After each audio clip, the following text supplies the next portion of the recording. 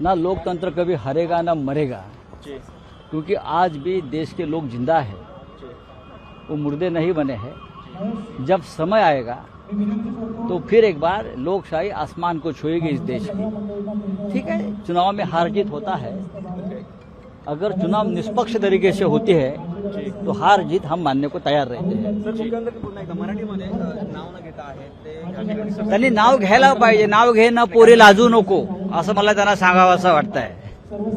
घेऊ द्या बरं का, पुढे काय लोकशाहीचं कुठेतरी उद्यापर्यंत होऊन काही लोक बोलतील परत सकाळी 9 वाजता म्हणतील की लोकशाहीची हत्या झाली, लोकशाही हरली असं अजिबात या देशातली लोकशाही कधी हरणार नाही।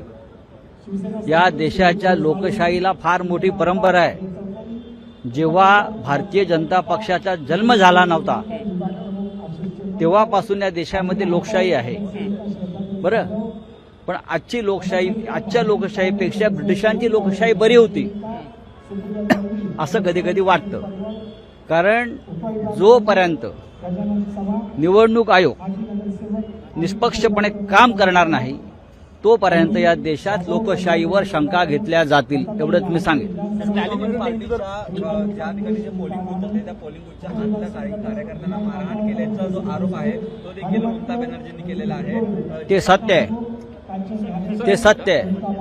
कारण ज्या पद्धतीनं 3 लाख पॅरामिलिटरी फोर्स पश्चिम बंगालमध्ये आणून नाकेबंदी करण्यात आली त्याच्यामुळे हे शक्य आहे। स्टैलिन इन्होंने हिंदू धर्म का अपमान किया इसलिए उनको जगह दिखाई, ऐसे एक स्टैलिन इन्होंने हिंदू धर्म का अपमान किया इसलिए उनको जगह दिखाई। ठीक, देख लेंगे क्या है यो। ममता ने भी किया था क्या अपमान?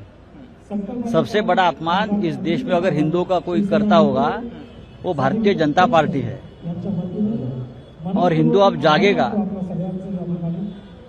मराठी मध्ये सांगतो, दिवा विस्ताना मोठा होतो, जब दिया बुझता है तो उनकी जो बात होती है वो बड़ी होती है।